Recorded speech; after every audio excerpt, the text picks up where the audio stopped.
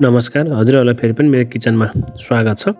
आज हामीले चाहिँ तिहार स्पेशल निम्किनको रेसिपी लिएर आएका छौँ। यसलाई हामीले सजिलै बनाउन सकिन्छ। आउनुहोस् मिलेर सुरु गरौँ। सुरुमा हामीले 2 कप मैदा लिएका छौँ। हजुरहरूले चाहिँ आफ्नो आवश्यकता अनुसार मैदा लिन सक्नुहुन्छ। मैदा लिइसकेपछि चाहिँ यसमा हामीले आधी चम्चा नुन राखेका छौँ। त्यस्तै हामीले 1/3 टेबल स्पुन जति यसमा चिनी पनि राखेका छौँ। अब यसलाई राम्रोसँग मिक्स गर्ने। नुन र चिनीको कम्बिनेसनले चाहिँ हाम्रो निम्किन चाहिँ एकदम स्वादिष्ट हुन्छ। त्यसैले चाहिँ हामीले नुन र चिनी यसमा मिक्स गरेका छौँ।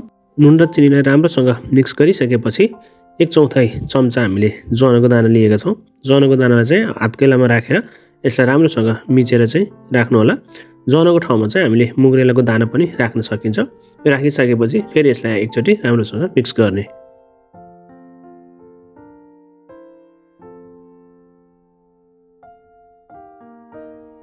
त्यसपछि चाहिँ हामीले 2 चम्चा सानो चम्चाको 2 चम्चा यसमा घिउ राखेका छौँ।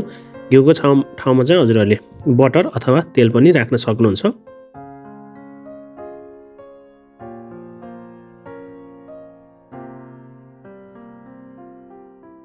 अब हातको मद्दतले चाहिँ घिउलाई चाहिँ पिठोमा एकदम राम्रोसँग मिक्स गर्ने। सुरुमा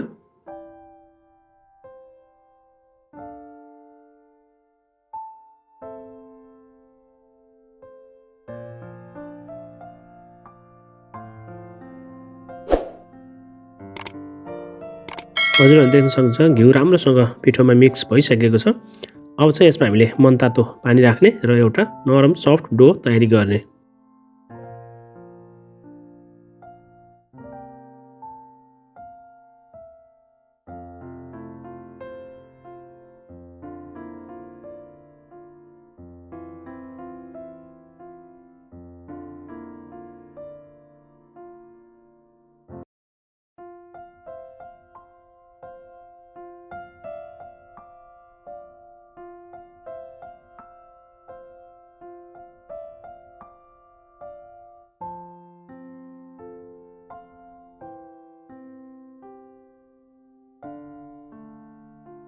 डो तयारी भइसकेपछि चाहिँ यसलाई राम्रोसँग कभर गर्ने र करिब 20-25 मिनट यसलाई रेस्ट दिने।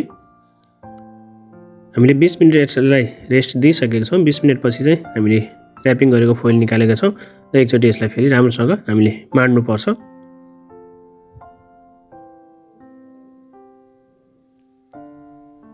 एउटा टेबलमा चाहिँ थोरै मैदा छर्किने र मैदा छर्केर चाहिँ हामीले डोलाई राखेर एकछिन डोलाई फेरि हामीले राम्रोसँग माड्नेछौँ।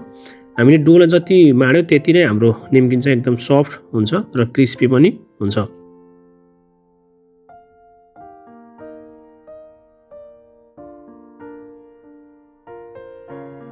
अब चाहिँ हामीले निम्किनको साइज कत्रो बनाउने हो त्यही अनुसार पेडा काट्नु होला।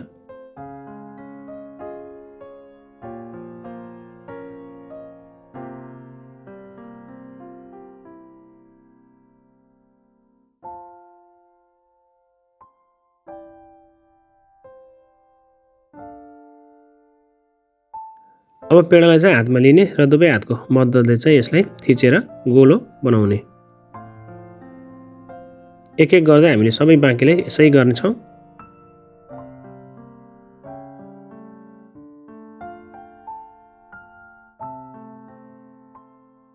अब एउटा प्लेट लिने र यसलाई चाहिँ हामीले प्लेटमा राख्ने।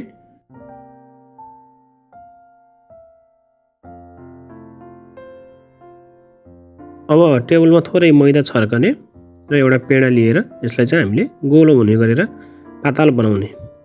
हामीले सेम रोटीकै साइजमा रोटी जस्तै बनाएर यसलाई बेलनाको सहायताले बेल्नुपर्छ। हजुरहरूले पनि यसरी बेल्न सक्नुहुन्छ।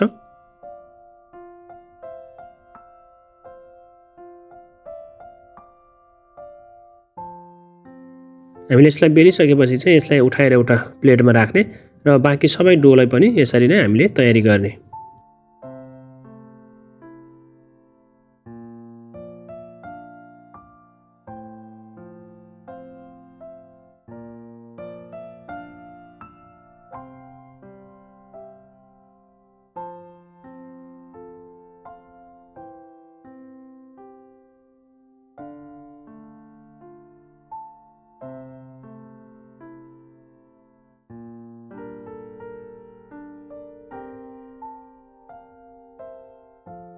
हामीले एक एक गर्दै सबै निम्किनको रोटी तयारी गरिसकेका छौँ। अब एउटा कराईमा तेल हिट गर्ने र तेल तातिसकेपछि निम्किनको रोटीलाई बिस्तारै राख्ने। सुरुमा चाहिँ हामीले लो फ्लेममा यसलाई फ्राई गर्नुपर्छ। लो फ्लेममा चाहिँ हामीले करिब 1.5-2 मिनट जति यसलाई फ्राई गरेपछि हामीले मिडियम फ्लेममा लगाउने। मिडियम फ्लेममा एकछिन यसलाई फ्राई गरेपछि चाहिँ हामीले निकाल्ने बेलामा चाहिँ बल्ल हाई फ्लेममा निकाल्छौँ। यसरी बनायो भने चाहिँ एकदम सफ्ट र एकदम क्रिस्पी पनि बस्छ। अब यसलाई पल्टाएर चाहिँ हामीले एकछिन यसलाई पकाउनुपर्छ, फ्राई गर्नुपर्छ।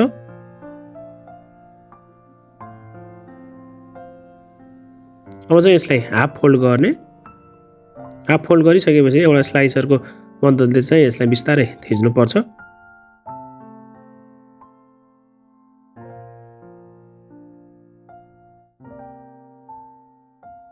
हामीले फेरि यसलाई क्वार्टर फोल्ड गर्छौँ। क्वार्टर फोल्ड गरेर चाहिँ यसलाई एकचोटि थिच्नु होला राम्रोसँग। अब चाहिँ यसलाई हामीले गोल्डन ब्राउन कलर आउने गरेर फ्राई गर्ने।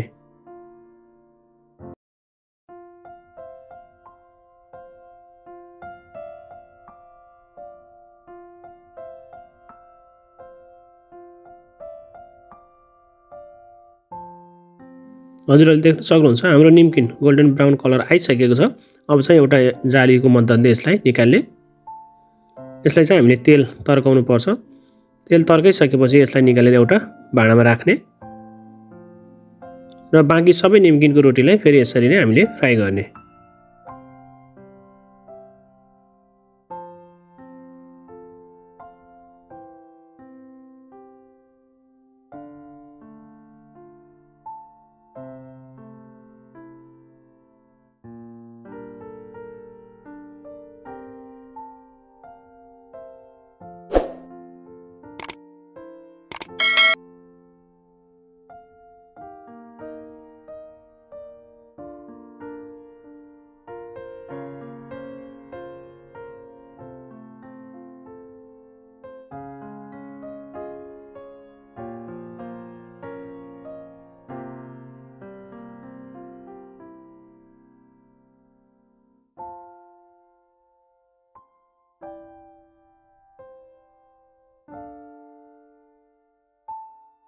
हामीले सबै निम्किन एक एक गरी फ्राई गरिसकेका छौँ। यसलाई चाहिँ हामीले सुरुमा चिसो हुन दिने। हजुरहरूले देख्न सक्नुहुन्छ निम्किन एकदम राम्रो तयारी भइसकेको छ। अब चाहिँ यसलाई हामीले खान सक्छौँ। यो एकदम सफ्ट र क्रिस्पी छ। क्रिस्पी र सफ्ट खाना हेर्दाको लागि चाहिँ एकदम क्रिस्पी हुन्छ र खानाको लागि एकदम सफ्ट हुन्छ। हजुरहरूले देख्न सक्नुहुन्छ भिडियोमा जस्तै एकदम सफ्ट र क्रिस्पी स्टाइलको छ। आजको भिडियो हजुरहरूलाई कस्तो लाग्यो? मन परेमा लाइक, सेयर र कमेन्ट गर्न नभुल्नु होला।